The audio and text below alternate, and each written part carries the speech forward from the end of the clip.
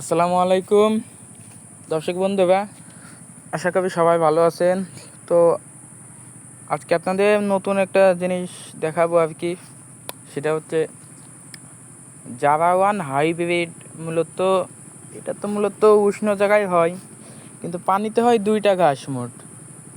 এটা হচ্ছে German white আর একটা হচ্ছে অজানা হাইব্রিড। তো আপনি কিভাবে জাভা 1 হাইব্রিডটা বাঁচাবেন?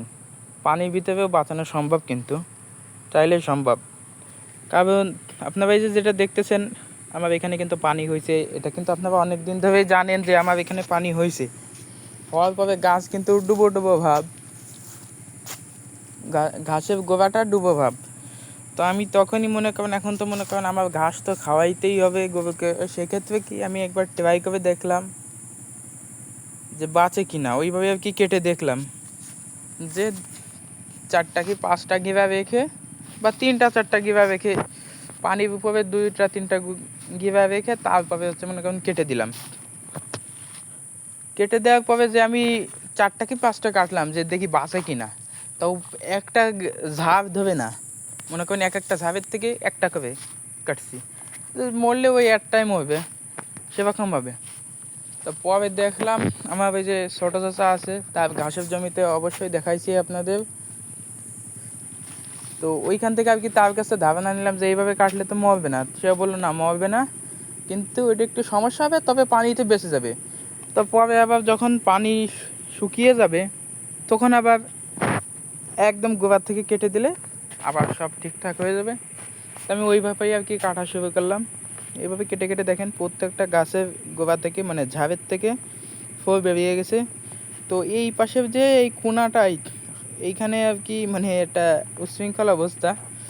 উচ্ছৃঙ্খল বলতে আপনার যে শিরিষ গাছের এত পরিমাণ অন্ধকার যে এখানে একদম চিকন চিকন হয়েছে, মানে কোনাটাই একদম রোদ্দুর পড়েই না বললেই চলে। তো এইখানে মনে করেন ওইভাবেই কেটে দিলাম। ওইভাবে কাটার পরে দেখতেছি কোনোটা বাঁচার মতন বাঁচবে কি বাঁচবে না সেরকম একটা ভাব।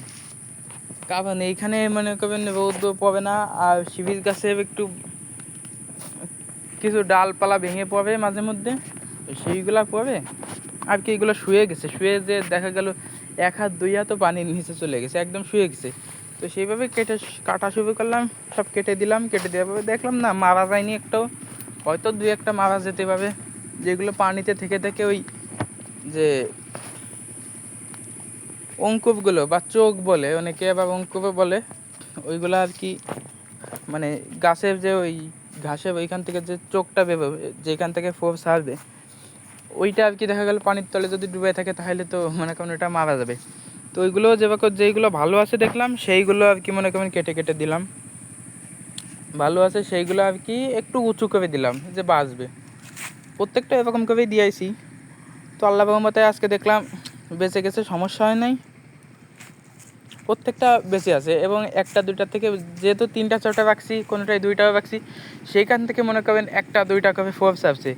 এখন আবার ঘাস বেশি হবে, কারণ এইটা চোখ তো মনে করেন 2টা 3টা গিয়ে আছে, সেইখান থেকে বেরোবে ফোর। তো আমার কিছু কিছু পিলি মারা গেছে, তো এখন আমি এইগুলো হাত দেবো না। কারণ বর্ষাকাল শেষ হয়ে গেলে এই কাটিং নিয়ে আর কি ওইখানেই লাগাই দেবো। এবার একটু অন্যভাবে লাগাবো, আগের মতো লাগাবো না। সেইগুলো আপনাদেরকে দেখাবো কীভাবে লাগাইতে হয়। তো ভিডিওটি এই পর্যন্তই ছিল, আমাদের জন্য দোয়া করবেন। আজকের ভিডিওটা এই পর্যন্তই। আসসালামু আলাইকুম ওয়া রাহমাতুল্লাহ।